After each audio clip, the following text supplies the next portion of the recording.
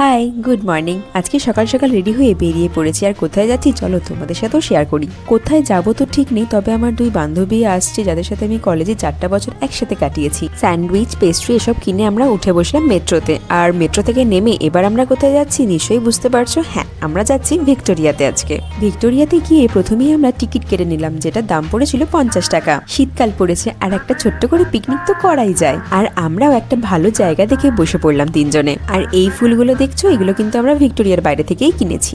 একটু একটু করে কিন্তু আমরা অনেক কিছু খাবারের আয়োজন করে ফেলেছি। জানি না তিনজনে কতটা শেষ করতে পারবো। এই হলো আমার দুই বান্ধবী। একে তো তোমরা আগের কিছু ভ্লগেও দেখেছো, আর একে প্রথমবার দেখছো। যাই হোক, এবার একটু খাওয়াই মন দেওয়া যাক। অনেকক্ষণ ধরে সামনের খাবারগুলো পড়ে রয়েছে, কারোরই আর তর্স হয়েছে না। তিন বন্ধু অনেকদিন পর একসাথে হয়েছি, আর একটু ফটোশুট না করলে হয় বলো।